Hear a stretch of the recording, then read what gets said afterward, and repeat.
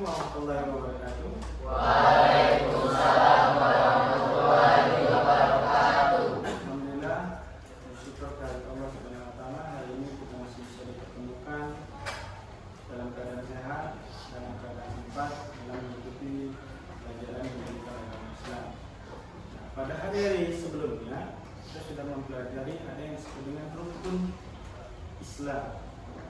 Rukun Islam itu ada berapa? Ada 5. Rukun Islam ada 5. Rukun iman ada berapa? 6. Di dalam rukun iman yang ke-6 yang jumlahnya ada 6, itu ada urutannya. Pertama adalah iman kepada Allah. Yang kedua adalah iman kepada malaikat. Yang ketiga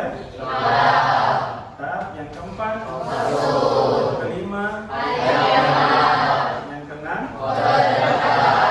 Baiklah, hari ini kita akan mempelajari rukun iman yang ke-3, iman kepada kitab.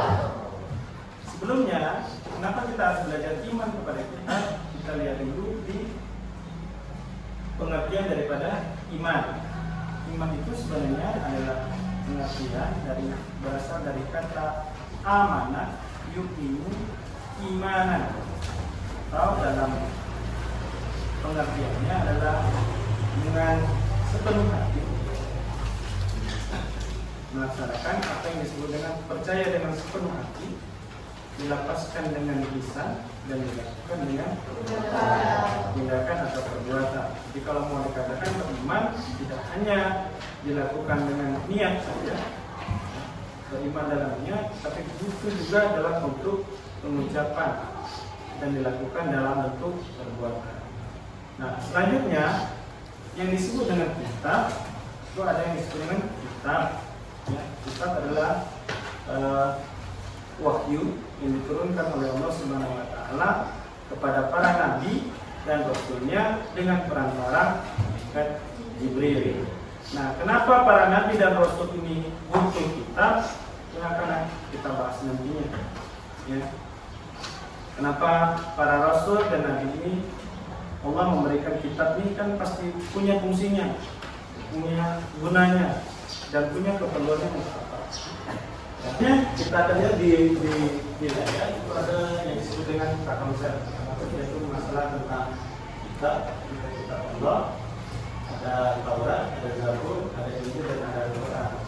Ini yang disebut dengan kitab-kitab yang diturunkan pada para nabi sekaligus rasul, dan kegunaannya kalian bisa perhatikan di layarnya. Di layar itu ada, pertama itu ada kitab Taurat yang diturunkan kepada Nabi Musa. Kemudian turunnya di Mesir, kemudian diturunkan bagi Bani Israil. Kemudian isi kitab Taurat itu berisi 10 perintah larangan, yang isinya adalah 8 perintah larangan dan 2 perintah untuk melakukan kebaikan. Ya, ada 10. Atau yang disebut sering kita kenal dengan istilah namanya Ten Commandment. Yang kedua, di bagian yang kedua itu ada kitab Zabur. Kitab Zabur itu diturunkan kepada Nabi Daud alaihissalam. Turunnya di Yerusalem, diperuntukkan bagi Bani Israil, tetap sama seperti kitab Taurat. Kemudian isinya yaitu berisi tentang puji-pujian pada Allah, zikir, doa, nasihat, dan hikmah. Isi kitab Taurat itu adalah tentang pujian, zikir, doa, nasihat, dan hikmah. Selanjutnya, kitab yang ketiga itu ada yang disebut dengan kitab Injil, yang Allah wahyukan kepada Nabi Isa alaihissalam. Turunnya itu turun di Yerusalem. Kemudian diperuntukkan bagi Bani Israil, sama seperti kitab-kitab sebelumnya, sama-sama diturunkan kepada Bani Israil. Isi kitab Injil untuk menjelaskan tentang tuntunan hidup dan menjelaskan tentang kitab-kitab sebelumnya. Kitab yang terakhir pada kitab Al-Quran yang diturunkan kepada Nabi Muhammad SAW.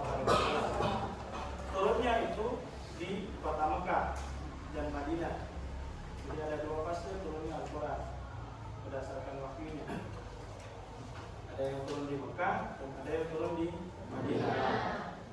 Turunnya itu yang pertama bagi seluruh umat, tidak ada khususnya bagi orang-orang Quraisy atau orang-orang Mekah atau orang-orang Madinah. Yang Quran diturunkan bagi rahmatan lil alamin, bagi seluruh umat. Yang ketiga, isi Al-Quran itu berisi tentang akidah, hukum atau syariat, dan muamalah. Jadi kategorinya isi Al-Quran itu adalah tentang akidah. Akidah itu arti tentang keimanan. Yang keempat, isi Al-Quran adalah penyempurna bagi kitab-kitab sebelumnya. Yang selanjutnya itu ada dalil kenapa kita harus beriman kepada kitab-kitab Allah. Ya.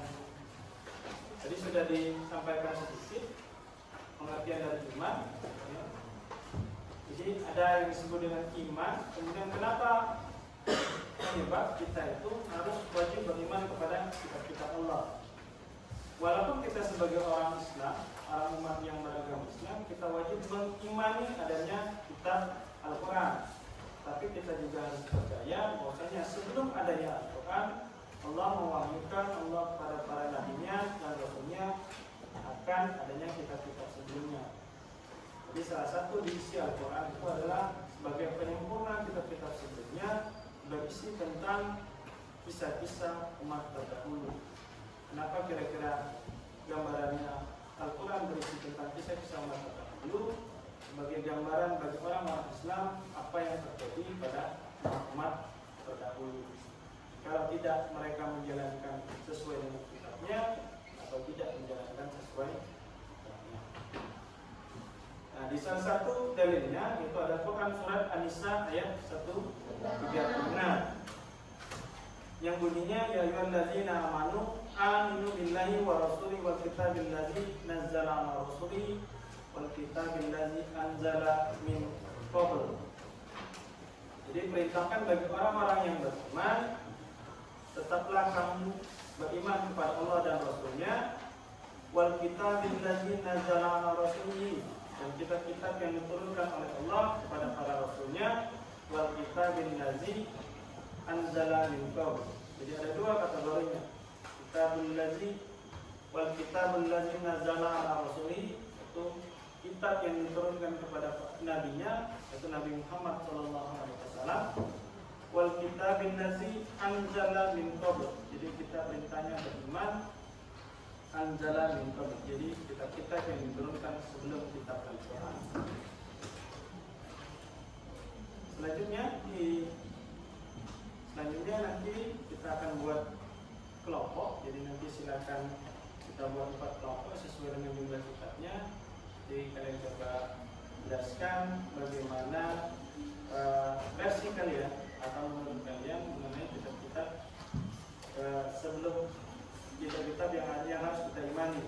Ada kitab Taurat, jadi ada nanti satu kelompoknya ada yang menjelaskan tentang Taurat, ada yang menjelaskan tentang Zabur, ada yang Injil, dan ada yang Al-Quran.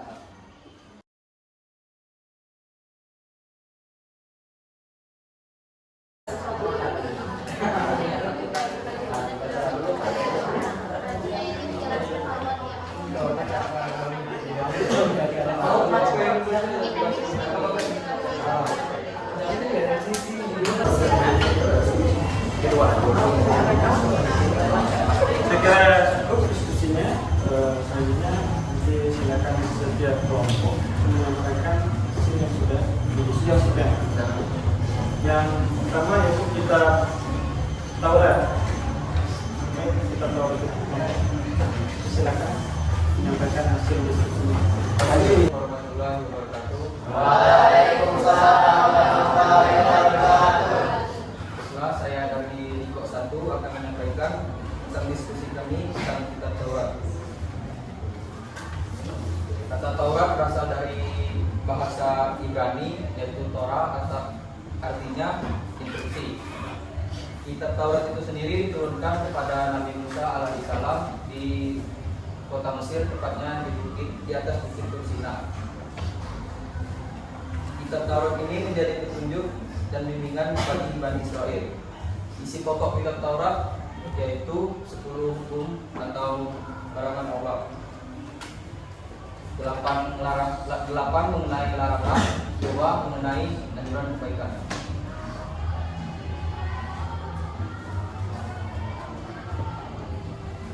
Delapan mengenai larangan tersebut ada: jangan menyembah berhala, jangan mempersekutukan Allah, jangan membunuh, jangan berzina, jangan mencuri, jangan bersumpah palsu atau bersaksi dusta, jangan menginginkan milik orang lain. Jadi Tuhan sering Allah. Yang kedua mengenai anjuran kebaikan yaitu sucikan hari Sabat atau hari Sabtu dan menghormati kedua orang tua. Sekian penjelasan dari saya. Assalamualaikum warahmatullahi wabarakatuh. Waalaikumsalam warahmatullahi wabarakatuh. Diskusinya sudah bagus. Mungkin nanti ada yang mau menambahkan, nanti kita akan review selanjutnya. Sekarang kelompok yang kedua kita bergabung.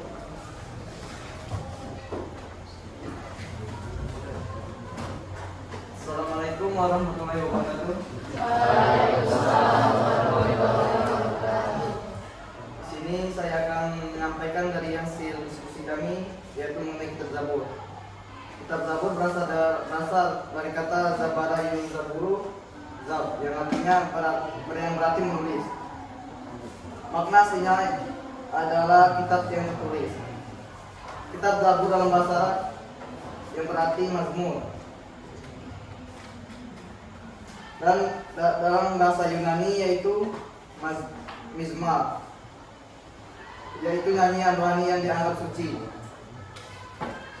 Kitab Zabur ini diturunkan sebelum Al-Quran dan Injil.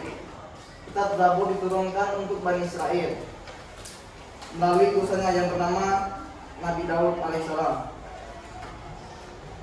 Allah berfirman dalam surah An-Nisa 163 yang artinya, sesungguhnya kami mewahyukan kepadamu Muhammad sebagaimana kami telah mewahyukan kepada Nuh dan nabi-nabi setelahnya, dan kami telah mewahyukan pula kepada Ibrahim, Ismail, Ishak, Yakub dan anak cucunya, Isa, Ayub, Yunus, Harun dan Sulaiman, dan kami telah memberikan kitab Zabur kepada Daud. Turunnya kitab Zabur ini juga dijelaskan dalam Quran surah Al-Isra ayat 55 yang berbunyi Bismillahirrahmanirrahim. Warabbuka lahu biman fis samawati wal ardh wa laqad fadalna ba'dun nabiyina ala ba'din wa ataina Dauda zabura, yang artinya, dan Tuhanmu lebih mengetahui siapa yang di langit dan bumi, dan sungguh kami telah memberikan kelebihan kepada nabi-nabi, dan kami berikan Zabur kepada Nabi Daud. Dan kitab Zabur ini berisi tentang kumpulan nyanyian-nyanyian rohani yang suci. Dan kitab Zabur ini berisi tentang 150 surah yang tidak terkandung hukum, melainkan berisi tentang nasihat-nasihat, nyanyian-nyanyian ataupun sanjungan kepada Allah Subhanahu wa taala.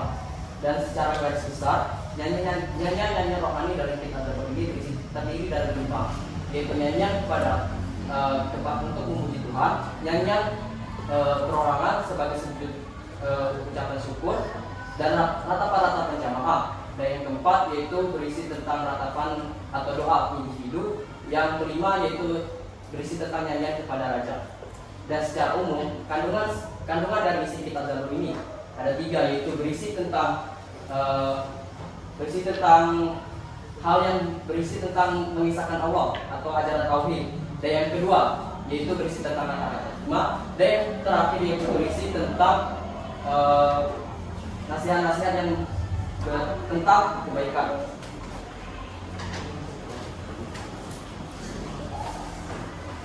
Ini saja penjelasan dari kami.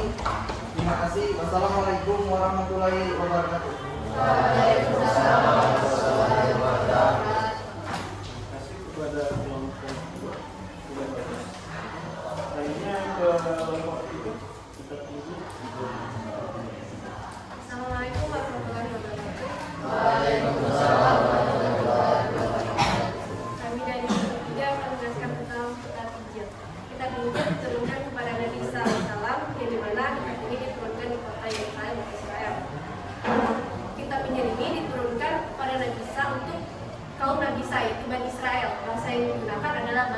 Ibrani.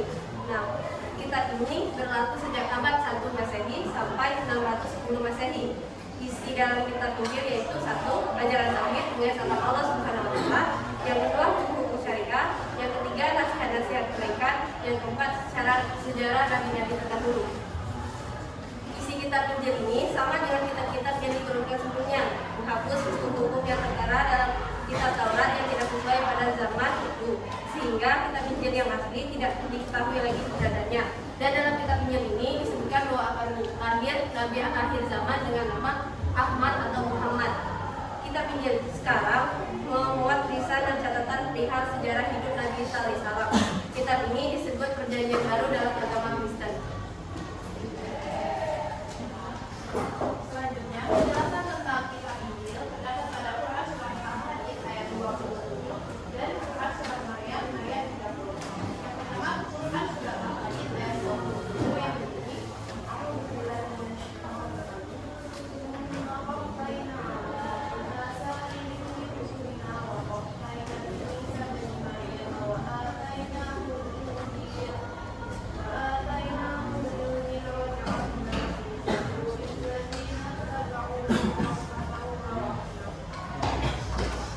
yang artinya, kemudian kami membuka rasul-rasul lain mengajak mereka, dan kami memberikan pula Isa putra Maryam, dan kami memberikan Injil kepadanya, dan kami menjadikan rasa satu dan kasih sayang dalam hati orang-orang yang beriman. Quran surat Al-Azim ayat 27. Dan dalam Quran surat Al-Maryam ayat 30, orang yang Atania Kitaba Wajarani Nabi.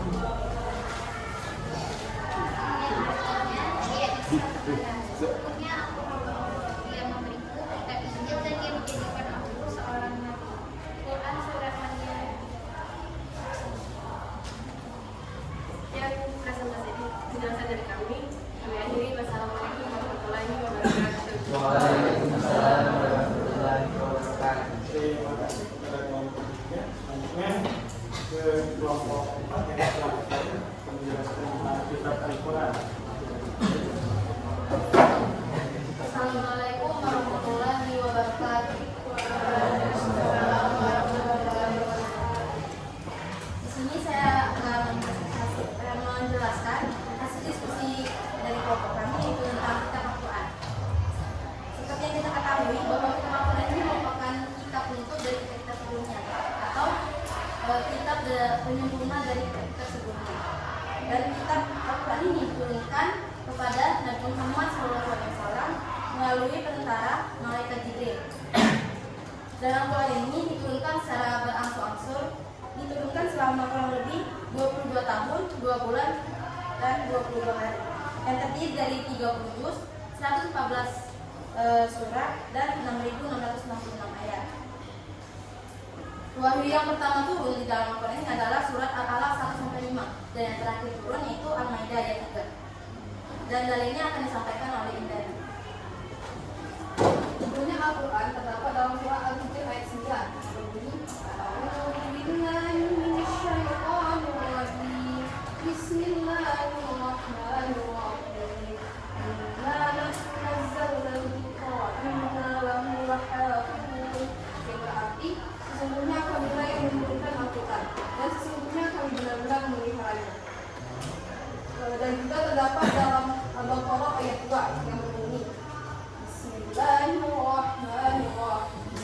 Dzalikal kitabu la raiba fihi hudan lil muttaqin. Yang artinya kitab Al-Quran ini tidak ada keraguan padanya, petunjuk bagi mereka yang bertakwa. Sekian penjelasan dari kelompok kami. Assalamualaikum warahmatullahi wabarakatuh. Dari hasil diskusinya kita lihat bahwasanya sudah banyak yang menjelaskan tentang Taurat, Zabur, Injil maupun Al-Quran. Nah, sekarang coba kalau kita lihat bagaimana dilihat kesamaan dari isinya Al-Quran, kemudian Zabur, Taurat, kemudian ini kira-kira ada yang samanya tidak?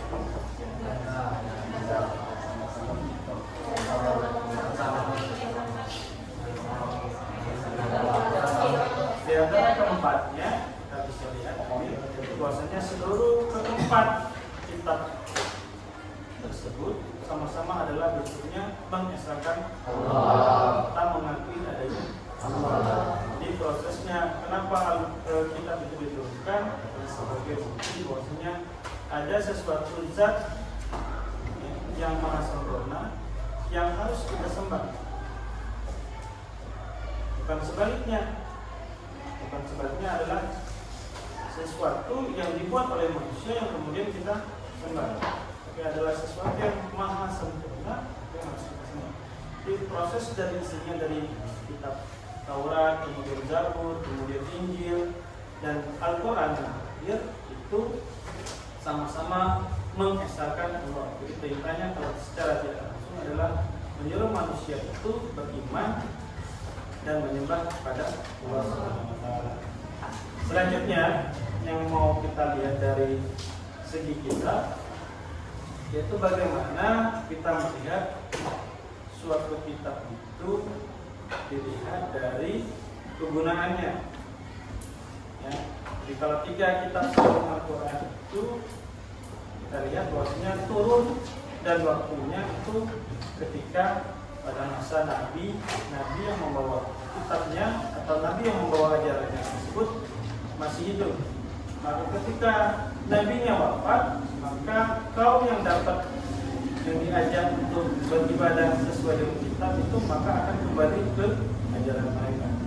Nah, hal 3 ini hampir sama serupa nanti terjadi pada kitab Al-Quran.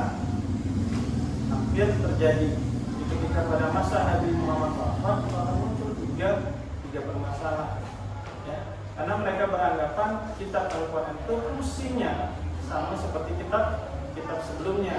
Yang jadi ketika Nabinya hidup, mereka ikuti, Nabinya wafat, maka mereka akan kembali ke ajaran agama yang mereka yang lama.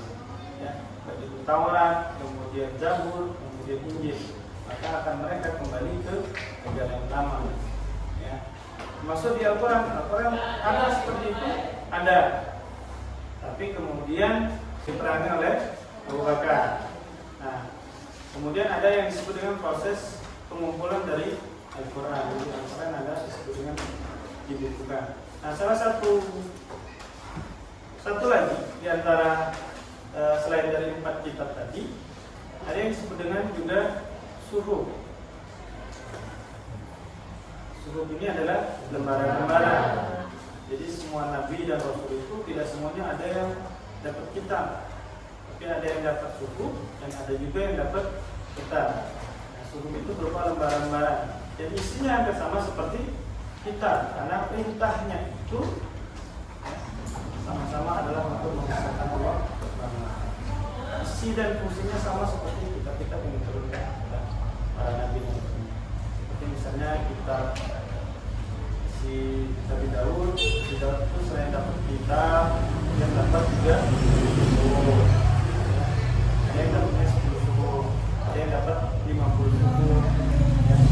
Ini yang membeda-beda. Ya. Jadi selain daripada nabi dan rasul, yang selain dari yang menerima kitab, itu ada juga para nabi dan rasul yang menerima suhuf. Makanya ada yang lagi mau bertanya? Ini pertanyaan tentang masalah suhuf ya. Nabi-nabi yang menerima suhuf, pertanyaannya ada yang mau infonya? Ya silakan.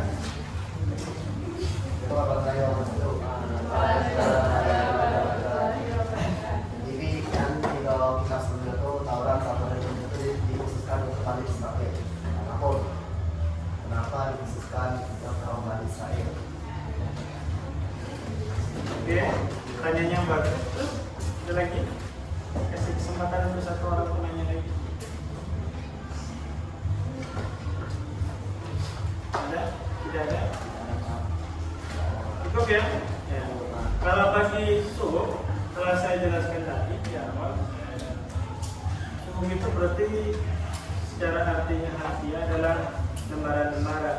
Sama seperti konteksnya Al-Quran. Al-Quran itu di awal sebelum dibuka namanya juga adalah bentuknya adalah suhuf, tapi berbentuknya lembaran-lembaran.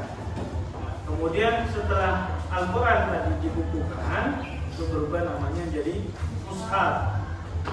Nanti pada masa Khalifah Utsman bin Affan proses pembukuan Al-Quran itu selesai dilakukan. Ya, yang pertama itu nanti kalau tidak salah itu ada 5 mushaf yang pertama. Kemudian kita lanjutkan ke masalah suhuf. Itu Nabi dan Rasul yang menerima suhuf itu yang pertama ada Nabi Adam. Nabi Adam ini dapatnya 10 suhuf. Kemudian yang kedua itu ada Nabi Ibrahim, yang itu dapatnya 30 suhuf. Yang ketiga itu ada Nabi Sid, itu dapatnya 50 suhuf. Dan yang keempat itu ada Nabi Musa alaihissalam yang mendapat 10 suhuf.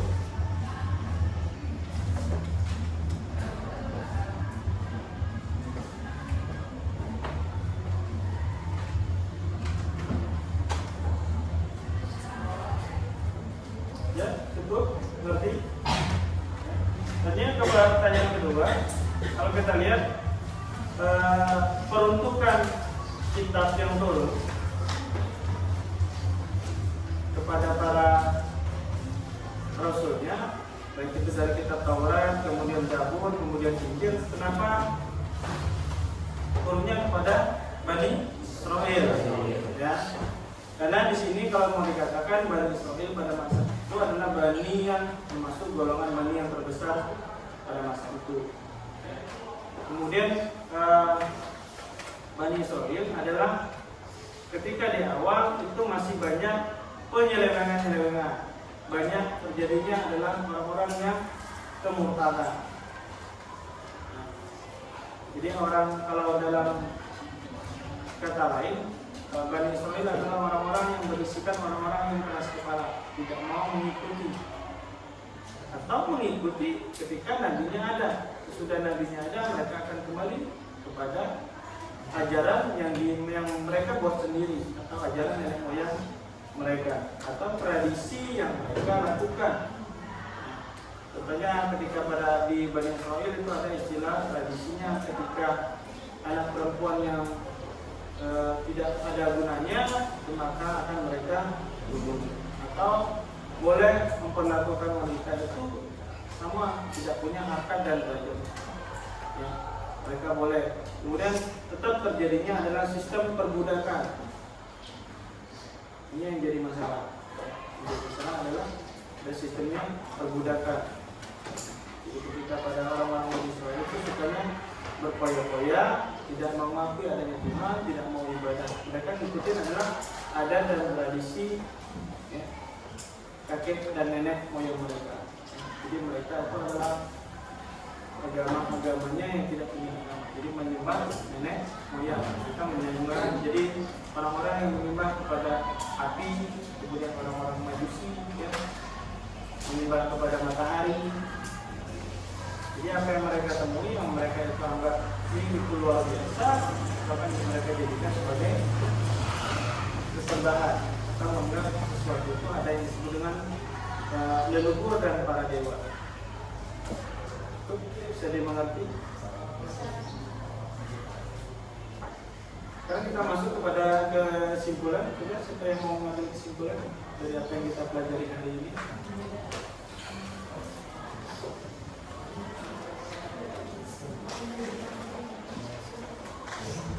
Coba.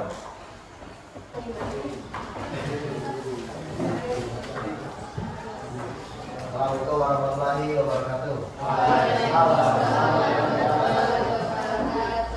Kesimpulan pada pembelajaran kali ini adalah dengan kita mempelajari kitab-kitab sebelumnya, kitab Taurat, Injil, dan Zabur, kita mempelajari kitab yang ini sekarang Al-Quran. Dengan mempelajari hal tersebut, kita dapat menambah keimanan kita terhadap kitab Allah. Dan juga dengan tambahnya iman kita terhadap kitab Allah, secara tidak langsung kita juga menambah iman kita terhadap Allah Subhanahu wa Ta'ala. Dan juga setelah mempelajari kitab-kitab ini, kita mengetahui bahwa kitab sebelumnya itu memang benar-benar ada dan memang benar-benar telah diturunkan pada kaum-kaum yang hidup pada sebelum kita. yang membuat kita mempelajari bahwa agama-agama yang masih mengikuti kitab-kitab lama itu, yang tidak mempercayai bahwa Al-Quran itu adalah kitab yang benar, itu dapat kita katakan dengan kita mempelajari kitab-kitab sebelumnya itu. Jadi pembelajaran hari ini secara tidak langsung kita telah meyakini bahwa kitab Al-Quran itu adalah kitab yang benar. Sekian, terima kasih. Assalamualaikum warahmatullahi wabarakatuh. Ada lagi yang mau coba menyimpulkan? Silakan.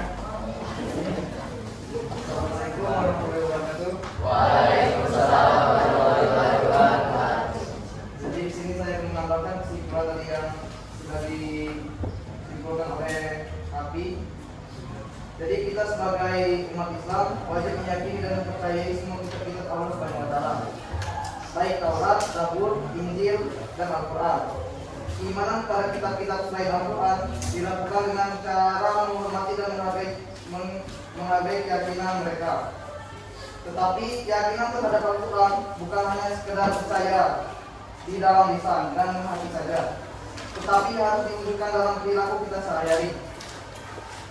Keselamatan dan ketentraman hidup baik di dunia maupun di akhirat dapat kita raih apabila kita menjadikan Al-Quran sebagai pedoman dalam menjalani hidup kita sehari-hari.